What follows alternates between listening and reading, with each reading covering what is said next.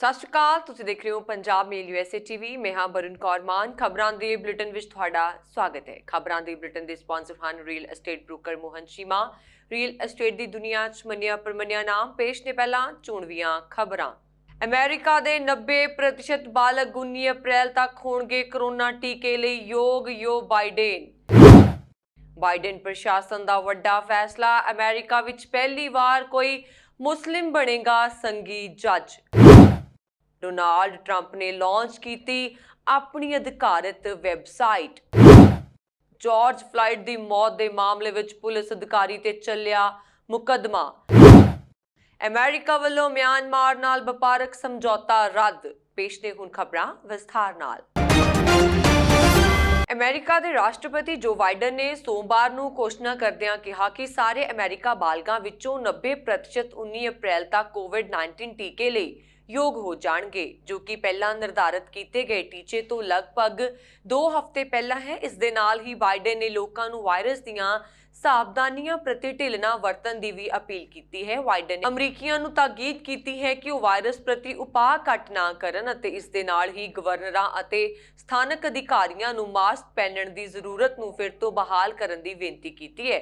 Biden ਪ੍ਰਸ਼ਾਸਨ ਅਨੁਸਾਰ America ਵਿੱਚ 100 ਮਿਲੀਅਨ ਟੀਕੇ ਦੀਆਂ ਖੁਰਾਕਾਂ ਉਸਦੇ 100 ਦਿਨ ਦੇ ਮਿੱਥੇ ਹੋਏ ਟੀਚੇ ਤੋਂ ਪਹਿਲਾਂ ਲਗਾਈਆਂ ਗਈਆਂ ਹਨ। ਇਸ ਲਈ ਇਸ ਟੀਚੇ ਨੂੰ 200 ਮਿਲੀਅਨ ਖੁਰਾਕਾਂ ਨਾਲ ਦੁੱਗਣਾ ਕੀਤਾ ਗਿਆ ਹੈ। CDC ਦੇ ਅਨੁਸਾਰ ਹੁਣ ਤੱਕ 145 ਮਿਲੀਅਨ ਤੋਂ ਵੱਧ ਟੀਕੇ ਦੀਆਂ ਖੁਰਾਕਾਂ ਲਗਾਈਆਂ ਜਾ ਚੁੱਕੀਆਂ ਨੇ। ਵਧੇਰੇ ਅਮਰੀਕੀਆਂ ਨੂੰ ਟੀਕੇ ਤੱਕ ਪਹੁੰਚਣ ਲਈ ਸਹਾਇਤਾ ਲਈ ਬਾਈਡਨ ਨੇ ਕਿਹਾ ਕਿ ਉਹ ਕੋਵਿਡ ਟੀਮ ਨੂੰ ਸਾਰੇ ਅਮਰੀਕੀਆਂ ਦੇ 5 ਮੀਲ ਦੇ ਅੰਦਰ ਟੀਕਾਕਰਨ ਦੀਆਂ ਥਾਵਾਂ ਖੋਲ੍ਹਣ ਲਈ ਨਿਰਦੇਸ਼ ਦੇ ਰਹੇ ਨੇ। ਵਾਈਟ ਹਾਊਸ ਵੀ ਉਹਨਾਂ ਫਾਰਮੇਸੀਆਂ ਦੀ ਗਿਣਤੀ ਵਧਾ ਰਿਹਾ ਹੈ ਜੋ ਟੀਕੇ ਦਾ ਪ੍ਰਬੰਧ ਕਰ ਸਕਦੀਆਂ ਹਨ। ਅਮਰੀਕੀ ਰਾਸ਼ਟਰਪਤੀ ਜੋ ਬਾਈਡਨ ਨੇ ਮੰਗਲਵਾਰ ਨੂੰ 2 ਗੈਰ ਗੋਰੀਆਂ ਔਰਤਾਂ ਅਤੇ ਪਹਿਲੇ ਮੁਸਲਿਮ ਜੱਜ ਨੂੰ ਸੰਘੀ ਨਿਆਂਧੀਸ਼ ਦੇ ਅਹੁਦਿਆਂ ਤੇ ਨਿਯੁਕਤੀ ਲਈ ਨਾਮਜ਼ਦ ਕੀਤਾ ਹੈ। ਇਸ ਵਿੱਚ ਭਾਰਤੀ ਅਮਰੀਕੀ ਰੂਪਰੰਗਾ ਪੁਟੰਗੁਟਾ ਅਤੇ ਪਾਕਿਸਤਾਨੀ ਮੂਲ ਦੇ ਜ਼ਾਹਿਦ ਕੁਰੈਸ਼ੀ ਸਮੇਤ 10 ਹੋਰ ਉਮੀਦਵਾਰ ਸ਼ਾਮਲ ਨੇ। 45 ਸਾਲਾ ਜ਼ਾਹਿਦ ਕੁਰੈਸ਼ੀ ਸੈਨੇਟ ਵੱਲੋਂ ਮਨਜ਼ੂਰਸ਼ੁਦਾ ਹੋਣ ਤੇ ਸੰਘੀ ਜ਼ਿਲ੍ਹਾ ਨਿਆਂਧੀਸ਼ ਦੇ ਰੂਪ ਵਿੱਚ ਸੇਵਾ ਦੇਣ ਵਾਲੇ ਅਮਰੀਕਾ ਦੇ ਪਹਿਲੇ ਮੁਸਲਿਮ ਬਣ ਜਾਣਗੇ। ਕੁਰੈਸ਼ੀ ਪਾਕਿਸਤਾਨੀ ਮੂਲ ਦੇ ਹਨ। ਵਰਤਮਾਨ ਵਿੱਚ ਉਹ ਨਿਊ ਜਰਸੀ ਵਿੱਚ ਮੈਜਿਸਟ੍ਰੇਟ ਜੱਜ ਦੇ ਰੂਪ ਵਿੱਚ ਸੇਵਾਵਾਂ ਦੇ ਰਹੇ ਨੇ। ਰਾਸ਼ਟਰਪਤੀ ਵੱਲੋਂ ਨਾਮਜ਼ਦ ਉਮੀਦਵਾਰਾਂ ਵਿੱਚੋਂ 10 ਫੈਡਰਲ ਸਰਕਿਟ ਅਤੇ ਜ਼ਿਲ੍ਹਾ ਅਦਾਲਤ ਨਿਆਂਧੀਸ਼ ਅਹੁਦਿਆਂ ਲਈ ਹਨ, ਜਦਕਿ ਇੱਕ ਉਮੀਦਵਾਰ ਕੋਲੰਬੀਆ ਜ਼ਿਲ੍ਹਾ ਸੁਪੀਰੀਅਰ ਕੋਰਟ ਲਈ ਨਿਆਂਧੀਸ਼ ਅਹੁਦੇ ਲਈ ਹੈ। ਰਾਸ਼ਟਰਪਤੀ ਬਾਈਡਨ ਵੱਲੋਂ ਨਾਮਜ਼ਦ ਜੱਜਾਂ ਵਿੱਚ ਸਭ ਤੋਂ ਪ੍ਰਮੁੱਖ ਨਾਮ ਅਮਰੀਕੀ ਮੂਲ ਦੀ ਜੱਜ ਕੇਟੇਂਜ਼ੀ ਬ੍ਰਾਊਨ ਜੈਕਸਨ ਦਾ ਹੈ। ਜੈਕਸਨ ਹਾਲੇ ਡਿਸਟ੍ਰਿਕਟ ਆਫ ਕੋਲੰਬੀਆ ਵਿੱਚ US ਕੋਰਟ ਆਫ ਅਪੀਲ ਦੀ ਜੱਜ ਹਨ ਅਤੇ ਮਾਮਲਿਆਂ ਨੂੰ ਬਿਹਤਰ ਢੰਗ ਨਾਲ ਹੈਂਡਲ ਕਰਨ ਲਈ ਜਾਣੀ ਜਾਂਦੀ ਹੈ। ਜੇਕਰ ਸੈਨੇਟ ਨੇ ਉਹਨਾਂ ਦੇ ਨਾਮ ਤੇ ਮੋਹਰ ਲਗਾ ਦਿੱਤੀ ਤਾਂ 50 ਸਾਲਾ ਜੈਕਸਨ ਮੈਰਿਕ ਗਾਰਲੈਂਡ ਦੀ ਜਗ੍ਹਾ ਲਵੇਗੀ। ਗਾਰਲੈਂਡ ਹਾਲ ਹੀ ਵਿੱਚ ਬਾਈਡਨ ਦੀ ਅਟਾਰਨੀ ਜਨਰਲ ਨਿਯੁਕਤ ਹੋ ਚੁੱਕੀ ਹੈ। ਜੇਕਰ ਅੱਗੇ ਸੁਪਰੀਮ ਕੋਰਟ ਵਿੱਚ ਨੌਕਰੀ ਨਿਕਲਦੀ ਹੈ ਤਾਂ ਜੈਕਸਨ ਇੱਥੇ ਜੱਜ ਲਈ ਮਜ਼ਬੂਤ ਦਾਅਵੇਦਾਰ ਵੀ ਹੈ। ਵਾਈਟ ਹਾਊਸ ਨੇ ਇੱਕ ਬਿਆਨ ਜਾਰੀ ਕਰਕੇ ਕਿਹਾ ਕਿ ਜੇਕਰ ਅਮਰੀਕੀ ਸੈਨੇਟ ਤੋਂ ਮਨਜ਼ੂਰੀ ਮਿਲ ਜਾਂਦੀ ਹੈ ਤਾਂ ਨਿਆਂਧੀਸ਼ ਪੁਟੰਗੁਟਾ DC ਜ਼ਿਲ੍ਹੇ ਲਈ ਅਮਰੀਕਾ ਜ਼ਿਲ੍ਹਾ ਅਦਾਲਤ ਵਿੱਚ ਸੇਵਾ ਕਰਨ ਵਾਲੀ ਪਹਿਲੀ ਏਸ਼ੀਆਈ ਅਮਰੀਕੀ ਮਹਿਲਾ ਹੋਵੇਗੀ। ਵਰਤਮਾਨ ਵਿੱਚ ਪੁਟੰਗੁਟਾ DC ਰੇਟਲ ਹਾਊਸਿੰਗ ਕਮਿਸ਼ਨ ਵਿੱਚ ਪ੍ਰਬੰਧਕੀ ਜੱਜ ਹੈ। ਅਮਰੀਕੀ ਰਾਸ਼ਟਰਪਤੀ ਬਾਈਡਨ ਨੇ ਪਹਿਲਾਂ ਹੀ ਕਿਹਾ ਸੀ ਕਿ ਉਹਨਾਂ ਦੇ ਪ੍ਰਸ਼ਾਸਨ ਵਿੱਚ ਪੂਰੇ ਅਮਰੀਕਾ ਦੀ ਨੁਮਾਇੰਦਗੀ ਹੋਵੇਗੀ। ਬਾਈਡਨ ਦੀ ਟੀਮ ਵਿੱਚ ਔਰਤਾਂ ਅਤੇ ਗੈਰ ਗੋਰਿਆਂ ਨੂੰ ਵੀ ਤਰਜੀਹ ਮਿਲੇਗੀ। ਅਮਰੀਕਾ ਦੇ ਸਾਬਕਾ ਰਾਸ਼ਟਰਪਤੀ ਡੋਨਾਲਡ ਟਰੰਪ ਅਤੇ ਉਹਨਾਂ ਦੀ ਪਤਨੀ ਮੇਲਾਨੀਆ ਨੇ ਆਪਣੇ ਅਧਿਕਾਰਤ ਵੈਬਸਾਈਟ 45office.com ਲਾਂਚ ਕੀਤੀ ਹੈ। ਇਸ ਵੈਬਸਾਈਟ ਨੂੰ ਅਮਰੀਕਾ ਦੇ 45ਵੇਂ ਰਾਸ਼ਟਰਪਤੀ ਦੇ ਹੁਣ ਤੱਕ ਕੀਤੇ ਗਏ ਸਾਰੇ ਕੰਮਾਂ ਦੀ ਜਾਣਕਾਰੀ ਦੇ ਨਾਲ-ਨਾਲ ਜਨਤਾ ਨਾਲ ਸਿੱਧੇ ਜੁੜਨ ਦਾ ਵੀ ਪਲੇਟਫਾਰਮ ਬਣਾਇਆ ਗਿਆ ਹੈ। ਮੰਨਿਆ ਜਾ ਰਿਹਾ ਹੈ ਕਿ ਟਰੰਪ ਸਿੱਧੇ ਜਨਤਾ ਨਾਲ ਜੁੜ ਕੇ 2024 ਦੀਆਂ ਚੁਣਾਵੀ ਤਿਆਰੀਆਂ ਵਿੱਚ ਲੱਗੇ ਹੋਏ ਨੇ। ਉਹ ਕ੍ਰਮ ਵਿੱਚ ਇਹ ਕਦਮ ਮਹੱਤਵਪੂਰਨ ਮੰਨਿਆ ਜਾ ਰਿਹਾ ਹੈ। ਵੈਬਸਾਈਟ ਵਿੱਚ ਟਰੰਪ ਨੇ ਆਪਣੀ ਪਤਨੀ ਅਤੇ ਸਾਬਕਾ ਪ੍ਰਥਮ ਮਹਿਲਾ ਮੇਲਾਨੀਆ ਟਰੰਪ ਨੂੰ ਵੀ ਪ੍ਰਮੁੱਖਤਾ ਦਿੱਤੀ ਹੈ। ਵੈਬਸਾਈਟ ਦੇ ਮੁੱਖ ਸਫ਼ੇ ਤੇ ਉਹਨਾਂ ਦੀ ਤਸਵੀਰ ਨੂੰ ਵਿਸ਼ੇਸ਼ ਜਗ੍ਹਾ ਦਿੱਤੀ ਗਈ ਹੈ। ਇਸ ਵੈਬਸਾਈਟ ਦੇ ਮਾਧਿਅਮ ਨਾਲ ਅਮਰੀਕਾ ਜਨਤਾ ਉਹਨਾਂ ਨੂੰ ਵਧਾਈ ਦੇਣ ਦੇ ਨਾਲ ਹੀ ਕਿਸੇ ਵੀ ਵਿਸ਼ੇ ਤੇ ਆਪਣੀ ਰਾਏ ਦੇ ਸਕਦੀ ਹੈ। ਟਰੰਪ ਦੇ ਹੋਣ ਵਾਲੇ ਪ੍ਰੋਗਰਾਮਾਂ ਵਿੱਚ ਵੀ ਇਸੇ ਵੈਬਸਾਈਟ ਦੇ ਮਾਧਿਅਮ ਤੋਂ ਸ਼ਾਮਲ ਹੋਇਆ ਜਾ ਸਕੇਗਾ। ਗੌਰਤਲਬ ਹੈ ਕਿ 6 ਜਨਵਰੀ ਨੂੰ ਸੰਸਦ ਵਿੱਚ ਹਿੰਸਾ ਦੇ ਬਾਅਦ ਇੰਟਰਨੈਟ ਮੀਡੀਆ ਦੇ ਕਈ ਪਲੇਟਫਾਰਮਾਂ ਨੇ ਟਰੰਪ ਨੂੰ ਬਲਾਕ ਕਰ ਦਿੱਤਾ ਸੀ। ਉਸ ਦੇ ਬਾਅਦ ਪਹਿਲੀ ਵਾਰ ਇਸ ਵੈਬਸਾਈਟ ਦੇ ਮਾਧਿਅਮ ਨਾਲ ਟਰੰਪ ਜਨਤਾ ਨਾਲ ਜੁੜਨ ਜਾ ਰਹੇ ਨੇ। ਮਿਨੀਆਪੋਲਿਸ ਦੇ ਜਿਸ ਪੁਲਿਸ ਅਧਿਕਾਰੀ ਨੇ ਕਾਲੇ ਵਿਅਕਤੀ ਜਾਰਜ ਫਲਾਇਡ ਦੀ ਧੌਣ ਨੂੰ ਆਪਣੇ ਗੋਡੇ ਨਾਲ ਨੱਪਿਆ ਸੀ, ਉਸ ਤੇ ਹੱਤਿਆ ਦਾ ਮੁਕੱਦਮਾ ਚਲਾਇਆ ਗਿਆ ਹੈ ਤੇ ਇਸ ਦੌਰਾਨ ਘਟਨਾ ਦੀ ਵੀਡੀਓ ਵੀ ਦਿਖਾਈ ਗਈ। ਸਰਕਾਰੀ ਵਕੀਲ ਜੈਰੀ ਬਲੈਕਵੈਲ ਨੇ ਦੱਸਿਆ ਕਿ ਗੋਰੇ ਪੁਲਿਸ ਅਧਿਕਾਰੀ ਨੇ ਫਲਾਇਡ ਨੂੰ ਹੱਥਕੜੀ ਲਾਈ ਹੋਈ ਸੀ ਤੇ ਉਹ 27 ਵਾਰ ਬੋਲਿਆ ਕਿ ਉਸ ਨੂੰ ਸਾਹ ਲੈਣ 'ਚ ਤਕਲੀਫ ਹੋ ਰਹੀ ਹੈ। ਇਸ ਦੇ ਬਾਵਜੂਦ ਚੌਵੀ ਨੇ ਉਸ ਦੀ ਧੌਣ ਤੋਂ ਆਪਣਾ ਗੋਡਾ ਨਹੀਂ ਚੁੱਕਿਆ। ਬਲੈਕਵੈਲ ਨੇ ਕਿਹਾ ਕਿ ਉਸਨੇ ਉਸ ਦੀ ਧੌਣ ਅਤੇ ਪਿੱਠ ਤੇ ਗੋਡਾ ਰੱਖਿਆ ਸੀ ਅਤੇ ਜਦੋਂ ਤੱਕ ਉਸ ਦਾ ਸਾਹ ਨਹੀਂ ਉਖੜ ਗਿਆ ਉਹ ਨਹੀਂ ਹਟਿਆ।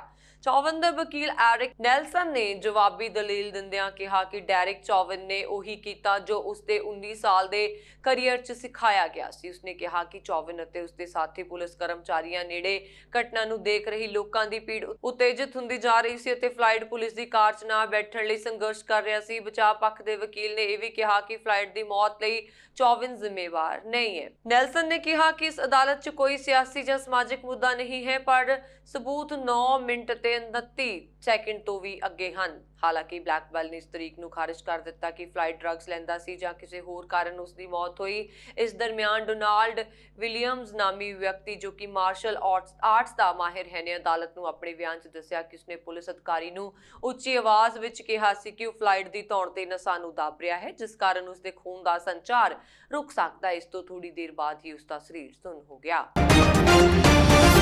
ਅਮਰੀਕਾ ਨੇ ਫੌਜੀ ਰਾਜ ਪਲਟੇ ਮਗਰੋਂ ਪ੍ਰਦਰਸ਼ਨਕਾਰੀਆਂ ਨੂੰ ਹਿੰਸਕ ਢੰਗ ਨਾਲ ਦਬਾਉਣ ਖਿਲਾਫ ਮਿਆਂਮਾਰ ਨਾਲ ਜਮਹੂਰੀ ਸਰਕਾਰ ਦੀ ਬਹਾਲੀ ਤੱਕ ਵਪਾਰਕ ਸਮਝੌਤੇ ਰੱਦ ਕਰ ਦਿੱਤੇ ਨੇ। ਦੱਖਣੀ ਪੂਰਬੀ ਏਸ਼ੀਆਈ ਦੇਸ਼ ਦੀ ਫੌਜ ਨੇ ਚੁਣੀ ਹੋਈ ਸਰਕਾਰ ਦਾ 1 ਫਰਵਰੀ ਨੂੰ ਰਾਜ ਪਲਟਾ ਕਰਕੇ ਆਂਗ ਸਾਨ ਸੂ ਕੀ ਸਣੇ ਕਈ ਆਗੂਆਂ ਨੂੰ ਹਿਰਾਸਤ ਵਿੱਚ ਲੈ ਲਿਆ ਸੀ। ਬਰਮਾ ਦੇ ਨਾਂ ਨਾਲ ਮਸ਼ਹੂਰ ਇਸ ਦੇਸ਼ ਦੇ ਲੋਕ ਫੌਜੀ ਰਾਜ ਪਲਟੇ ਖਿਲਾਫ ਲਗਾਤਾਰ ਪ੍ਰਦਰਸ਼ਨ ਕਰ ਰਹੇ ਹਨ। ਸੁਰੱਖਿਆ ਬਲਾਂ ਵੱਲੋਂ ਕੀਤੀਆਂ ਜਾ ਰਹੀਆਂ ਹਿੰਸਕ ਕਾਰਵਾਈਆਂ ਦੌਰਾਨ ਕਈ ਪ੍ਰਦਰਸ਼ਨਕਾਰੀ ਮਾਰੇ ਗਏ ਹਨ। ਅਮਰੀਕਾ ਦੇ ਵਪਾਰਕ ਨੁਮਾਇੰਦੇ ਕੈਥਰੀਨ ਟਾਈ ਨੇ ਇੱਕ ਬਿਆਨ ਵਿੱਚ ਕਿਹਾ, ਅਮਰੀਕਾ ਜਮਹੂਰੀ ਤੌਰ ਤੇ ਚੁਣੀ ਹੋਈ ਸਰਕਾਰ ਦੀ ਬਹਾਲੀ ਲਈ ਕੋਸ਼ਿਸ਼ਾਂ ਵਿੱਚ ਜੁਟੇ ਬਰਮਾ ਦੇ ਲੋਕਾਂ ਦੀ ਹਮਾਇਤ ਕਰਦਾ ਹੈ ਅਤੇ ਸੁਰੱਖਿਆ ਫੋਰਸਾਂ ਵੱਲੋਂ ਨਾਗਰਿਕਾਂ ਤੇ ਕੀਤੀ ਜਾ ਰਹੀ ਬੇਰਹਿਮ ਹਿੰਸਾ ਦੀ ਪੁਰਜ਼ੋਰ ਨਿਖੇਧੀ ਕਰਦਾ ਹੈ। ਟਾਈ ਦੇ ਦਫ਼ਤਰ ਨੇ ਕਿਹਾ ਕਿ ਵਪਾਰ ਅਤੇ ਨਿਵੇਸ਼ ਬਾਰੇ ਜਿਹੜਾ ਸਮਝੌਤਾ ਕੀਤਾ ਸੀ ਉਹ ਤੁਰੰਤ ਰੱਦ ਕੀਤਾ ਜਾਂਦਾ ਹੈ।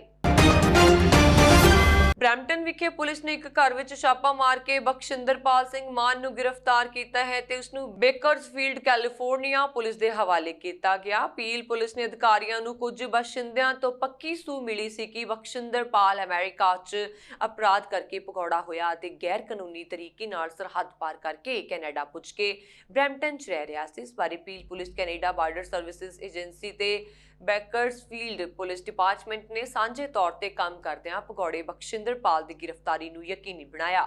ਬਖਸ਼ਿੰਦਰਪਾਲ ਦੀ ਜ਼ਬਰ ਜਨਾਹ ਕਰਨ ਅਤੇ ਬੱਚੇ ਦੇ ਕਤਲ ਵਿੱਚ ਸਹਿਯੋਗ ਕਰਨ ਦੇ ਮਾਮਲਿਆਂ ਵਿੱਚ ਪੁਲਿਸ ਨੂੰ ਭਾਲ ਸੀ। ਮਿਲੀ ਜਾਣਕਾਰੀ ਅਨੁਸਾਰ ਕੈਲੀਫੋਰਨੀਆ ਵਿੱਚ ਪੁਲਿਸ ਨੇ ਉਸਦੇ ਗਿੱਟੇ ਨਾਲ ਗਲੋਬਲ ਪੋਜੀਸ਼ਨਿੰਗ ਸਿਸਟਮ ਯੰਤਰ ਪਾਇਆ ਸੀ, ਜਿਸ ਨੂੰ ਲਾ ਕੇ ਉਹ ਅਮਰੀਕਾ ਵਿੱਚੋਂ ਨਿਕਲ ਕੇ ਕੈਨੇਡਾ ਜਾ ਵੜਿਆ ਸੀ। ਇਹ ਵੀ ਪਤਾ ਲੱਗਾ ਹੈ ਕਿ ਬਖਸ਼ਿੰਦਰਪਾਲ ਅਮਰੀਕਾ ਵਿੱਚ ਪੱਕਾ ਨਹੀਂ ਹੈ।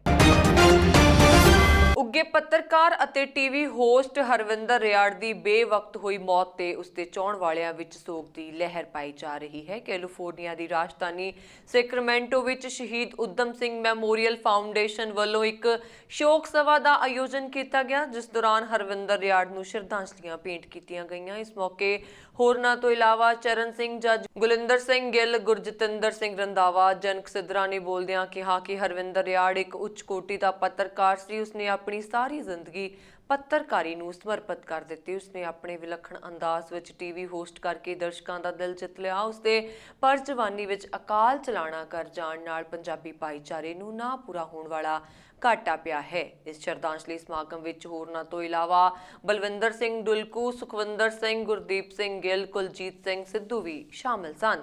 ਜ਼ਿਕਰਯੋਗ ਹੈ ਕਿ ਹਰਵਿੰਦਰ ਸਿੰਘ ਰਿਆੜ ਦਾ ਅੰਤਿਮ ਸੰਸਕਾਰ 3 ਅਪ੍ਰੈਲ ਨੂੰ ਨਿਊ ਜਰਸੀ ਵਿਖੇ ਹੋਵੇਗਾ। ਅਸੀਂ ਸਾਰੇ ਇਕੱਠੇ ਹੋਏ ਹਾਂ ਦੁਖਦਾਇਕ ਘੜੀ ਦੇ ਵਿੱਚ। ਰਿਆੜ ਸਾਹਿਬ ਜਿਹਨੂੰ ਤੁਸੀਂ ਸਾਰੇ ਜਾਣਦੇ ਹੋ, ਪਹਿਲਾਂ ਸੁਣਿਆ ਵੀ ਆ, ਬਾਕੀ ਬੁਲਾਰਿਆਂ ਵੱਲੋਂ ਗ੍ਰੇਟ ਸ਼ਖਸੀਅਤ ਸੀਗੇ ਸਾਡੀ ਆਰਗੇਨਾਈਜੇਸ਼ਨ ਦੇ ਲਈ। ਤਾਂ ਸਾਡੇ ਬਹੁਤ ਹੀ ਹਮੇਸ਼ਾ ਜਦੋਂ ਕਦੋਂ ਵੀ ਉਹਨਾਂ ਨੂੰ ਅਸੀਂ ਫੋਨ ਕੀਤਾ ਕਿ ਸਾਡਾ ਕੋਈ ਪ੍ਰੋਗਰਾਮ ਚੱਲ ਰਿਹਾ, ਉਹਨਾਂ ਨੇ ਹਮੇਸ਼ਾ ਫਲਾਈਟ ਲੈ ਕੇ ਨਿਊਯਾਰਕ ਤੋਂ ਇੱਥੇ ਕੈਲੀਫੋਰਨੀਆ ਆਉਂਦੇ ਰਹੇ। ਚਾਹੇ ਸਾਡਾ ਪ੍ਰੋਗਰਾਮ 5 ਵੁੱਡ ਸਟਰੀਟ ਤੇ ਸੈਨ ਫਰਾਂਸਿਸਕੋ ਦੇ ਵਿੱਚ ਯੁਗਾਂਤਰ ਆਸ਼ਰਮ 'ਚ ਹੋਵੇ ਜਾਂ ਸੈਕਰਾਮੈਂਟੋ 'ਚ ਹੋਵੇ, ਉਹਨਾਂ ਨੇ ਬੜੀ ਤਰੀਕੇ ਨਾਲ ਹੋਸਟ ਵੀ ਕੀਤੇ ਸਾਡੇ programme. As a media person ਵੀ ਆਏ, ਇੱਕ ਦੋਸਤ ਦੀ ਤਰ੍ਹਾਂ ਹਮੇਸ਼ਾ ਰਹੇ। ਸਾਡਾ ਹਮੇਸ਼ਾ ਪ੍ਰੋਗਰਾਮ ਦਾ ਮਤਲਬ ਇਹੀ ਹੈ ਕਿ ਅਸੀਂ ਲੋਕਾਂ 'ਚ ਜਾਗਰਤੀ ਪੈਦਾ ਕਰੀਏ ਕਿ ਆਪਣੇ ਬਜ਼ੁਰਗਾਂ ਨੂੰ ਅਸੀਂ ਭੁੱਲੀਏ ਨਾ, ਜਿਹੜੇ ਸਾਡੇ ਗਦਰੀ ਬਾਬੇ ਸੀ। ਉਹ ਇਸ ਗੱਲ ਨੂੰ ਰਿਆੜ ਸਾਹਿਬ ਨੇ ਬੜੀ ਗੰਭੀਰਤਾ ਨਾਲ ਲਿਆ, ਇਸੇ ਕਰਕੇ ਉਹਨਾਂ ਨੇ ਹਮੇਸ਼ਾ ਹੀ ਸਾਡਾ ਸਾਥ ਦਿੱਤਾ। ਕੈਨੇਡਾ ਦੇ ਸੂਬੇ ਸਸਕੈਚੁਅਨ ਵਿੱਚ ਕੱਲ੍ਹ ਆਏ ਬਰਫੀਲੇ ਤੂਫਾਨ 'ਚ ਵਿਨੀਪੈਗ ਨਾਲ ਸੰਬੰਧਿਤ ਇੱਕ ਪੰਜਾਬੀ ਨੌਜਵਾਨ ਡਰਾਈਵਰ ਕਿਰਪਾਲ ਸਿੰਘ ਗਿੱਲ ਦੀ ਜਾਨ ਚਲੀ ਗਈ। ਸਸਕੈਚੁਅਨ ਦੇ ਸ਼ਹਿਰ ਚੈਪਲਿਨ ਲਾਗੇ ਹਾਈਵੇ ਤੇ ਹੋਏ ਇੱਕ ਭਿਆਨਕ ਟਰੱਕ ਹਾਦਸੇ ਵਿੱਚ ਨੌਜਵਾਨ ਕਿਰਪਾਲ ਸਿੰਘ ਗਿੱਲ ਦੀ ਮੌਤ ਹੋ ਗਈ। ਮ੍ਰਿਤਕ ਨੌਜਵਾਨ ਪੰਜਾਬ ਦੇ ਅੰਮ੍ਰਿਤਸਰ ਜ਼ਿਲ੍ਹੇ ਨਾਲ ਸੰਬੰਧ ਰੱਖਦਾ ਸੀ ਅਤੇ ਉਹ ਸੰਨ 2017 ਵਿੱਚ ਕੈਨੇਡਾ ਵਿਖੇ ਆਇਆ ਸੀ ਅਤੇ ਪਿਛਲੇ ਸਾਲ ਹੀ ਉਸ ਦਾ ਵਿਆਹ ਹੋਇਆ ਸੀ। ਨੌਜਵਾਨ ਬ੍ਰਿਟਿਸ਼ ਕੋਲੰਬੀਆ ਵੱਲ ਜਾ ਰਿਹਾ ਸੀ ਜਦੋਂ ਇਹ ਹਾਦਸਾ ਵਾਪਰਿਆ। ਨੌਜਵਾਨ ਦੇ ਨਾਲ ਦਾ ਟੀਮ ਡਰਾਈਵਰ ਵੀ ਹਾਦਸੇ ਵਿੱਚ ਸਖਤ ਜ਼ਖਮੀ ਦੱਸਿਆ ਜਾ ਰਿਹਾ ਹੈ। ਹੋਰ ਵੇਰਵਿਆਂ ਦੀ ਹਾਲੇ ਉਡੀਕ ਕੀਤੀ ਜਾ ਰਹੀ ਹੈ।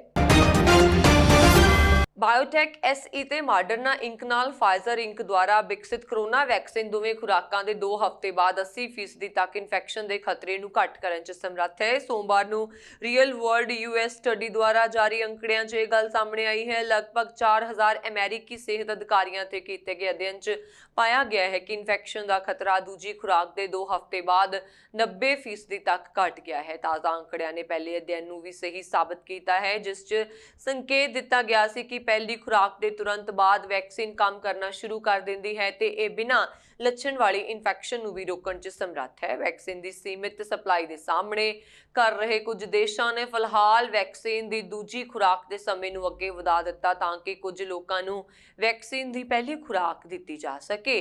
ਅਮਰੀਕਾ ਦੇ ਰੋਗ ਕੰਟਰੋਲ ਤੇ ਰੋਕਥਾਮ ਕੇਂਦਰ ਦੁਆਰਾ ਕੀਤੇ ਗਏ ਅਧਿਐਨ 'ਚ ਇਨਫੈਕਸ਼ਨ ਤੋਂ ਬਚਾਅ ਲਈ ਵੈਕਸੀਨ ਦੀ ਸਮਰੱਥਾ ਦਾ ਮੁਲਾਂਕਣ ਕੀਤਾ ਗਿਆ, ਜਿਸ ਵਿੱਚ ਬਿਨਾਂ ਲੱਛਣ ਵਾਲੇ ਇਨਫੈਕਟਡ ਵੀ ਸ਼ਾਮਲ ਹਨ। ਕੰਪਨੀਆਂ ਦੁਆਰਾ ਪਿਛਲੇ ਪ੍ਰੀਖਣਾਂ 'ਚ ਬਿਮਾਰੀ ਨੂੰ ਰੋਕਣ 'ਚ ਉਹਨਾਂ ਦੇ ਟੀਕੇ ਦੀ ਕੁਸ਼ਲਤਾ ਤੇ ਮੁਲਾਂਕਣ ਦੌਰਾਨ ਬਿਨਾਂ ਲੱਛਣ ਵਾਲੇ ਇਨਫੈਕਟਡਾਂ ਦਾ ਅਧਿਐਨ ਸ਼ਾਮਲ ਨਹੀਂ ਕੀਤਾ ਗਿਆ ਸੀ। 14 ਦਸੰਬਰ 2020 ਤੋਂ 13 ਮਾਰਚ 2021 ਤੱਕ 13 ਹਫ਼ਤਿਆਂ ਦੀ ਮਿਆਦ ਵਿੱਚ 6 ਸੂਬਿਆਂ 'ਚ 3950 ਹਿੱਸਾ ਲੈਣ ਵਾਲੇ ਕੀਤੇ ਗਏ ਅਧਿਐਨਾਂ 'ਚ mRNA ਵੈਕਸੀਨ ਦਾ ਅਧਿਐਨ ਕੀਤਾ ਗਿਆ। ਇਸ ਦੌਰਾਨ ਲਗਭਗ 74% ਲੋਕਾਂ ਨੂੰ ਵੈਕਸੀਨ ਦੀ ਇੱਕ ਹੀ ਖੁਰਾਕ ਦਿੱਤੀ ਗਈ ਤੇ ਬਿਨਾਂ ਲੱਛਣ ਵਾਲੇ ਇਨਫੈਕਸ਼ਨ ਨੂੰ ਫੜਨ ਲਈ ਸਪਤਾਹਿਕ ਰੂਪ ਨਾਲ ਪ੍ਰੀਖਣ ਕੀਤਾ ਗਿਆ।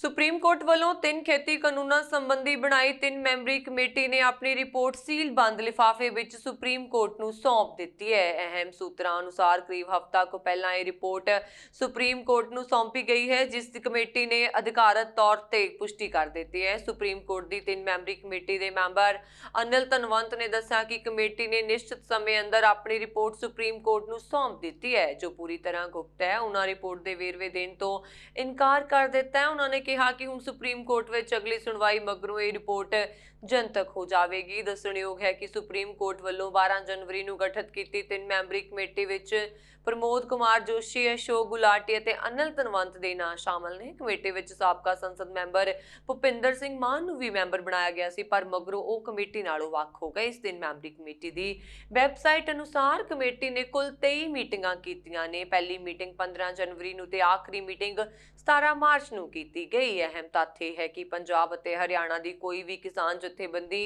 ਇਸ 3 ਮੈਂਬਰੀ ਕਮੇਟੀ ਦੀ ਮੀਟਿੰਗ 'ਚ ਸ਼ਾਮਲ ਹੀ ਨਹੀਂ ਹੋਈ। ਇਸ ਕਮੇਟੀ ਵੱਲੋਂ 11 ਫਰਵਰੀ ਨੂੰ 18 ਸੂਬਾ ਸਰਕਾਰਾਂ ਨਾਲ ਵੀ ਮੀਟਿੰਗ ਕੀਤੀ, ਜਿਸ 'ਚ ਪੰਜਾਬ ਸਰਕਾਰ ਨੇ ਵੀ ਪੱਖ ਰੱਖਿਆ ਸੀ।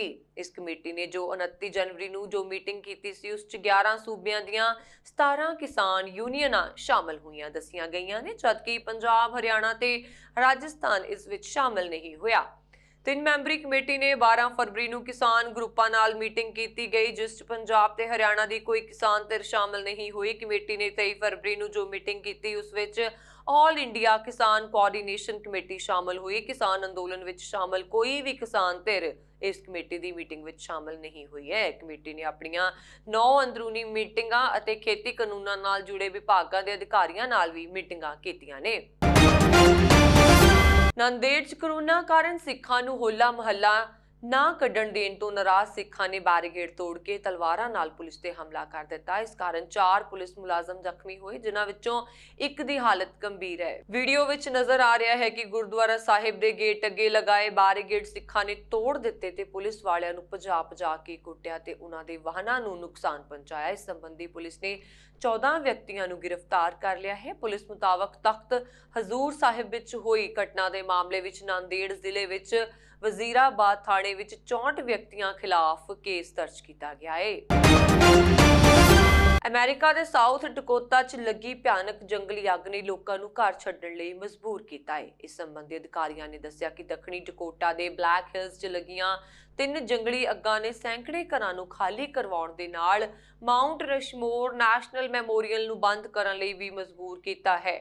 ਪੈਨਿੰਗਟਨ ਕਾਉਂਟੀ ਸ਼eriff ਦੇ ਦਫ਼ਤਰ ਅਨੁਸਾਰ ਰੈਪਿਡ ਸ਼ਹਿਰ ਦੇ ਉੱਤਰ ਪੱਛਮ 'ਚ ਲਗਭਗ 15 ਮੀਲ ਉੱਤਰ ਪੱਛਮੀ ਨੀਮੋ ਖੇਤਰ ਤੋਂ ਅੱਗ ਸ਼ੁਰੂ ਹੋਈ, ਜੋ ਕਿ 1.5 ਵਰਗ ਮੀਲ ਤੱਕ ਫੈਲੀ। ਅਧਿਕਾਰੀਆਂ ਮੁਤਾਬਕ ਇਸ ਅੱਗ ਨਾਲ ਕਈ ਆਊਟ ਬਿਲਡਿੰਗਾਂ ਅਤੇ ਘੱਟੋ-ਘੱਟ ਇੱਕ ਘਰ ਤਬਾਹ ਹੋ ਗਿਆ। ਪੈਨਿੰਗਟਨ ਕਾਉਂਟੀ ਸ਼eriff ਕੇਵਿਨ ਥੌਮ ਨੇ ਕਿਹਾ ਕਿ ਰੈਪਿਡ ਸਿਟੀ ਜਨਰਲ ਦੇ ਮੁਤਾਬਕ 400 ਤੋਂ 500 ਦੇ ਵਿਚਕਾਰ ਘਰ ਖਾਲੀ ਕਰਵਾ ਲਏ ਗਏ ਨੇ ਅਤੇ ਕਿਸੇ ਦੇ ਜ਼ਖਮੀ ਹੋਣ ਦੀ ਖਬਰ ਨਹੀਂ ਹੈ। ਇਸ ਅੱਗ ਤੇ ਕਾਬੂ ਕਰਨ ਲਈ ਤਕਰੀਬਨ 250 ਫਾਇਰ ਫਾਈਟਰਸ ਨੇ ਜਦੋਜਹਿਦ ਕੀਤੀ, ਜਦਕਿ ਤੇਜ਼ ਹਨੇਰੀ ਦੀ ਰਫ਼ਤਾਰ 50 ਮੀਲ ਪ੍ਰਤੀ ਘੰਟੇ ਤੋਂ ਲੈ ਕੇ 72 ਮੀਲ ਪ੍ਰਤੀ ਘੰਟਾ ਤੱਕ ਸੀ। ਇਸ ਤੋਂ ਇਲਾਵਾ 2 ਹੋਰ ਅੱਗਾਂ ਕਿਸਟੋਨ ਨੇੜੇ ਰੈਪਿਡ ਸਿਟੀ ਦੇ ਦੱਖਣ ਪੱਛਮ 'ਚ ਲੱਗੀਆਂ, ਜਿਨ੍ਹਾਂ 'ਚੋਂ ਇੱਕ ਨੇ 75 ਏਕੜ ਅਤੇ ਦੂਜੀ ਨੇ 20 ਏਕੜ ਰਕਬੇ 'ਚ ਨੁਕਸਾਨ ਕੀਤਾ ਤੇ ਅਧਿਕਾਰੀਆਂ ਮੁਤਾਬਕ ਇਸ ਨਾਲ ਮਾਊਂਟ ਰਸ਼ਮੋਰ ਨੂੰ ਵੀ ਬੁੱਧਵਾਰ ਤੱਕ ਬੰਦ ਕੀਤਾ ਗਿਆ ਹੈ। ਅਮਰੀਕਾ 'ਚ ਗੋਲੀਬਾਰੀ ਦੀਆਂ ਘਟਨਾਵਾਂ ਰੁਕਣ ਦਾ ਨਾਂ ਨਹੀਂ ਲੈ ਰਹੀਆਂ। ਕੁਝ ਲੋਕਾਂ ਵੱਲੋਂ ਗੋਲਾਬਾਰੀ ਕਰਕੇ ਬੇਕਸੂਰ ਲੋਕਾਂ ਨੂੰ ਮੌਤ ਦੇ ਘਾਟ ਉਤਾਰ ਦਿੱਤਾ ਗਿਆ ਹੈ।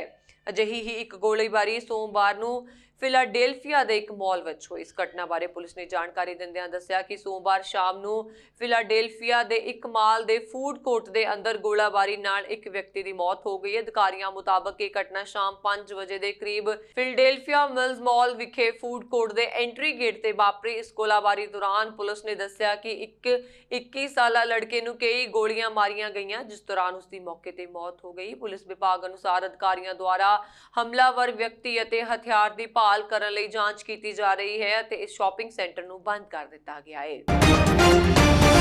ਦਿੱਲੀ ਸਿੱਖ ਗੁਰਦੁਆਰਾ ਪ੍ਰਬੰਧਕ ਕਮੇਟੀ ਦੀਆਂ ਆਮ ਚੋਣਾਂ 25 ਅਪ੍ਰੈਲ 2021 ਨੂੰ ਹੋਣਗੀਆਂ, ਜਦਕਿ ਚੋਣਾਂ ਦੇ ਨਤੀਜੇ 28 ਅਪ੍ਰੈਲ ਨੂੰ ਐਲਾਨੇ ਜਾਣਗੇ। ਫਿਲਹਾਲ ਗੁਰਦੁਆਰਾ ਚੋਣ ਡਾਇਰੈਕਟੋਰੇਟ ਵੱਲੋਂ ਅਧਿਕਾਰਤ ਤੌਰ ਤੇ ਨੋਟੀਫਿਕੇਸ਼ਨ ਜਾਰੀ ਨਹੀਂ ਕੀਤਾ ਹੈ, ਪਰ ਸੂਤਰਾਂ ਮੁਤਾਬਕ ਇਸ ਸੰਬੰਧੀ ਤਿਆਰੀ ਮੁਕੰਮਲ ਹੋ ਚੁੱਕੀ ਹੈ ਅਤੇ ਪੂਰੀ ਸੰਭਾਵਨਾ ਹੈ ਕਿ ਗੁਰਦੁਆਰਾ ਚੋਣ ਡਾਇਰੈਕਟੋਰੇਟ ਵੱਲੋਂ ਨੋਟੀਫਿਕੇਸ਼ਨ ਜਾਰੀ ਕਰ ਦਿੱਤਾ ਜਾਵੇਗਾ ਤੇ ਨਾਲ ਹੀ ਚੋਣ ਜ਼ਾਬਤਾ ਵੀ ਤੁਰੰਤ ਪ੍ਰਭਾਵ ਤੋਂ ਲਾਗੂ ਹੋ ਜਾਏਗਾ। ਹਾਲਾਂਕਿ ਨੋਟੀਫਿਕੇਸ਼ਨ ਦੀ ਕਾਪੀ ਸੋਸ਼ਲ ਮੀਡੀਆ ਤੇ ਵੀ ਵਾਇਰਲ ਹੋ ਚੁੱਕੀ ਹੈ। ਚੋਣ ਪ੍ਰੋਗਰਾਮ ਮੁਤਾਬਕ ਨਾਮਜ਼ਦਗੀ ਪਰਚੇ ਦਾਖਲ ਕਰਨ ਦੀ ਪ੍ਰਕਿਰਿਆ ਸ਼ੁਰੂ ਹੋ ਜਾਵੇਗੀ ਤੇ ਨਾਮਜ਼ਦਗੀ ਪਰਚੇ ਦਾਖਲ ਕਰਨ ਦੀ ਆਖਰੀ ਤਰੀਕ 7 ਅਪ੍ਰੈਲ ਹੋਵੇਗੀ। ਨਾਮਜ਼ਦਗੀ ਪਰਚਿਆਂ ਦੀ ਜਾਂਚ 8 ਅਪ੍ਰੈਲ ਨੂੰ ਹੋਏਗੀ ਤੇ 10 ਅਪ੍ਰੈਲ ਤੱਕ ਨਾ ਵਾਪਸ ਲਏ ਜਾ ਸਕਣਗੇ। 25 ਅਪ੍ਰੈਲ ਐਤਵਾਰ ਨੂੰ ਦਿੱਲੀ ਦੇ ਸਾਰੇ 46 ਚੋਣ ਹਲਕਿਆਂ 'ਚ ਵੋਟਾਂ ਪੈਣਗੀਆਂ ਤੇ ਗਿਣਤੀ 28 ਅਪ੍ਰੈਲ ਨੂੰ ਹੋਵੇਗੀ। ਇਸ ਵਾਰ ਚੋਣ ਮੁਕਾਬਲੇ 'ਚ ਸ਼੍ਰੋਮਣੀ ਅਕਾਲੀ ਦਲ ਤੇ ਸ਼੍ਰੋਮਣੀ ਅਕਾਲੀ ਦਲ ਦਿੱਲੀ ਤੋਂ ਇਲਾਵਾ ਮਨਜੀਤ ਸਿੰਘ ਜੀਕੇ ਦੀ ਅਗਵਾਈ ਵਾਲੀ ਜਾਗੋ ਪਾਰਟੀ ਵੀ ਚੁਣੌਤੀ ਦੇਣ ਲਈ ਮੈਦਾਨ 'ਚ ਉਤਰੇਗੀ। ਨਾਲ ਹੀ ਅਕਾਲ ਤਖਤ ਦੇ ਸਾਬਕਾ ਜਥੇਦਾਰ ਭਾਈ ਰਣਜੀਤ ਸਿੰਘ ਦੀ ਜਥੇਬੰਦੀ ਵਡਾਲਾ ਗਰੁੱਪ ਤੇ ਪੰਥਕ ਸੇਵਾ ਦਲ ਦੇ ਉਮੀਦਵਾਰ ਵੀ ਚੋਣ ਮੈਦਾਨ 'ਚ ਹੋਣਗੇ। ਪਿਛਲੀਆਂ 2 ਚੋਣਾਂ 'ਚ ਸ਼੍ਰੋਮਣੀ ਅਕਾਲੀ ਦਲ ਬਾਦਲ ਨੇ ਹੁੰਜਾ ਫੇਰ ਜਿੱਤ ਪ੍ਰਾਪਤ ਕੀਤੀ ਸੀ, ਪਰ ਇਸ ਵਾਰ ਗੁਰਦੁਆਰਾ ਐਕਟ ਦੇ ਸੋਧੇ ਹੋਏ ਨਿਯਮ ਮੁਤਾਬਕ ਚੋਣਾਂ ਕਰਵਾਏ ਜਾਣ ਕਾਰਨ ਬਾਦਲ ਦਲ ਦੀਆਂ ਦਿੱਕਤਾਂ ਵੱਧ ਸਕਦੀਆਂ ਨੇ, ਕਿਉਂਕਿ ਸੋਧੇ ਨਿਯਮ ਮੁਤਾਬਕ ਸਿਰਫ ਸੁਸਾਇਟੀ ਐਕਟ ਤਹਿਤ ਰਜਿਸਟਰਡ ਧਾਰਮਿਕ ਪਾਰਟੀਆਂ ਹੀ ਦਿੱਲੀ ਗੁਰਦੁਆਰਾ ਚੋਣ ਲੜ ਸਕਦੀਆਂ ਨੇ।